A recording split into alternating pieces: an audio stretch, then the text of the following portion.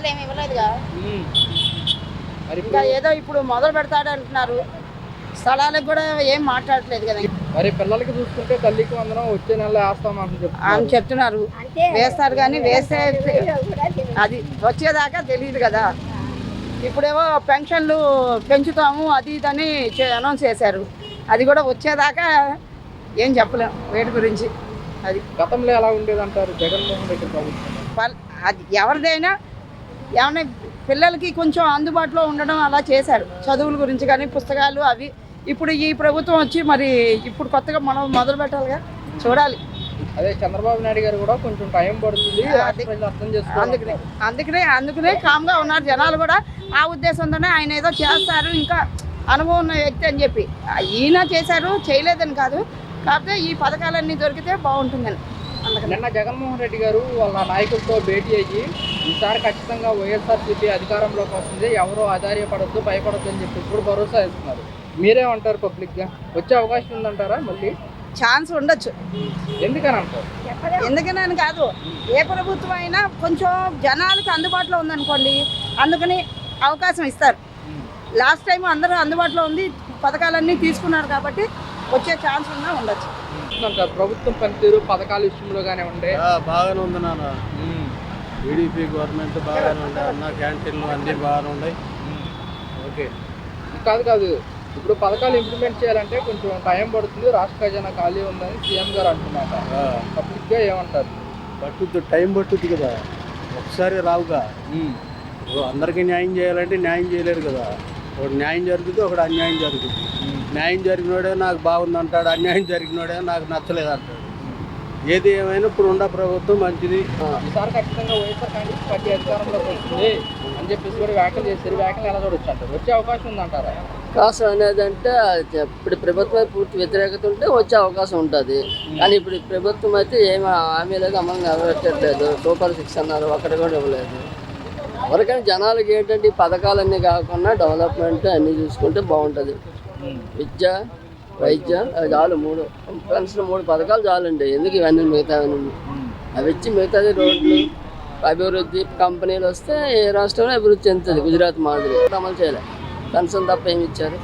అదే జగన్మోహన్ రెడ్డి కూడా అదే అన్నారు. కూటమి ప్రభుత్వం మేనిఫెస్టో హామీలు అమలు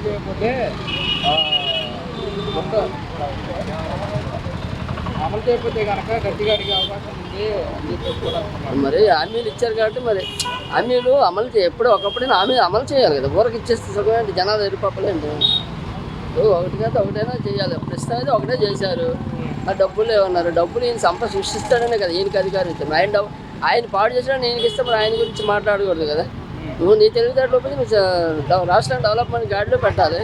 అంటే గత ప్రభుత్వం ఇది చేసిందని ఎందుకు అన్నారు?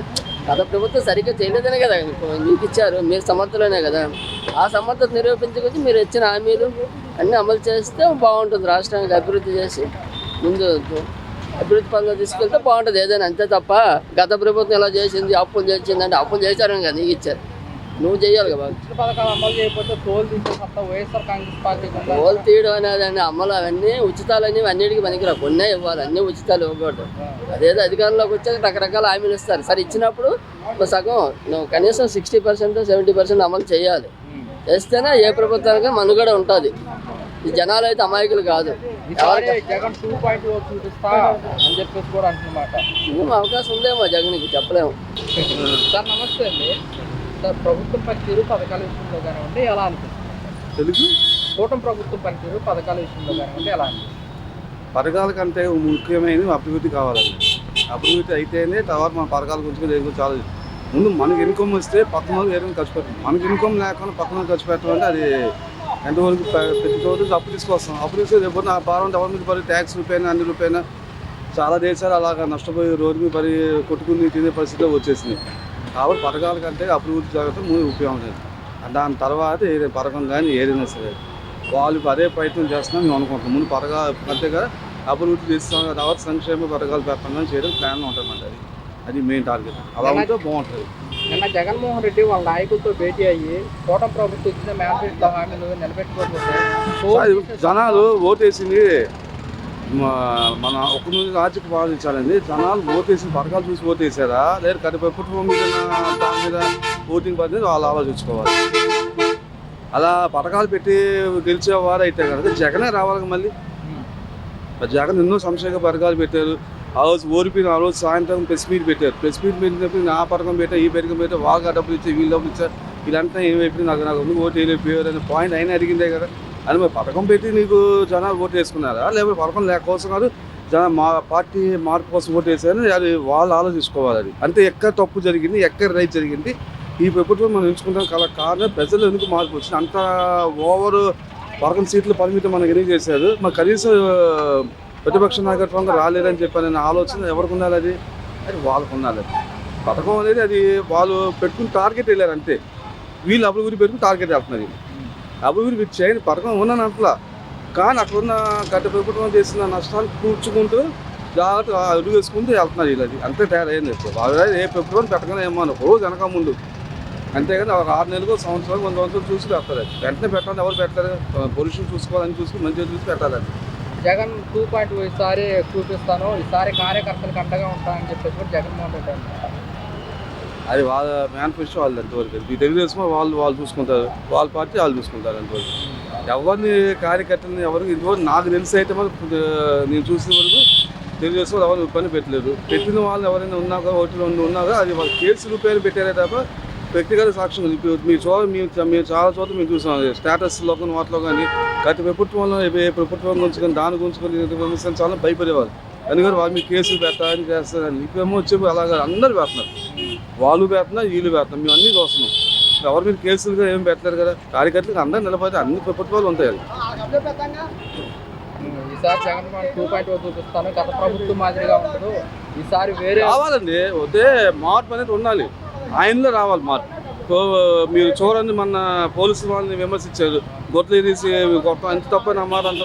ఏ వాళ్ళు తప్ప రైతే చేసిన పక్కన పెట్టండి. ఒక డిపార్ట్మెంట్ని మనకి రక్షణ ఇస్తుంది. కొద్ది 24 గంటలు మీరు రెస్ట్ తీసుకుంటారు నేను రెస్ట్ తీసుకుంటాం.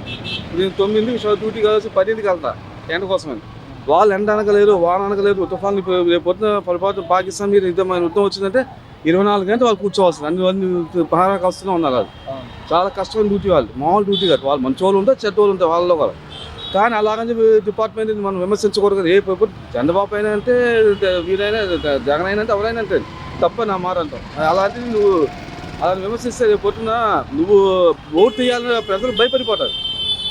ఇదేంటంటే మమ్మల్ని అరెస్ట్ చేశారు, మా అన్యాయంగా అరెస్ట్ చేశారు, అక్రమంగా అరెస్ట్ చేశారు కాబట్టి మేము వాళ్ళ మీద కక్షసారి మా ప్రభుత్వం వస్తే మిమ్మల్ని అందరూ మేము అంతు చూస్తాం. ఎక్కడో పరిగణ గురించి వచ్చి మేము అంతు చూస్తాం. మేము జైలుకు ఇచ్చేస్తామని చెప్పి ఆ మాట అన్నది తప్పదు. నువ్వేం చేయాలి. ఇప్పుడు నువ్వు అన్నా చూసావు ఏంటి పథకాలు పెట్టలేదు అలాంటి పని నిలుతానికి.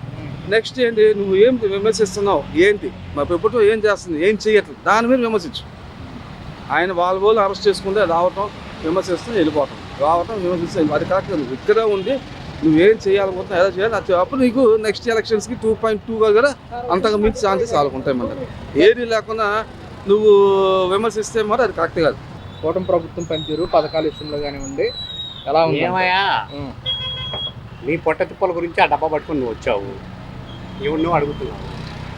నా పొట్ట వాళ్ళ గురించి నాకు ఎందుకయ్యా. నా కష్టం నాకు తప్పదు నీ కష్టం నీకు తప్పదు కదా. ఏ ప్రభుత్వం ఎడిపోతే మనకి ఎందుకయ్యా. అంటే పబ్లిక్ గా మనం కూడా అవసరం లేదు అది. సార్ అవసరం లేదు నాన్న. పబ్లిక్ కూడా మనం అడగాల్సింది అడగాలి కదా.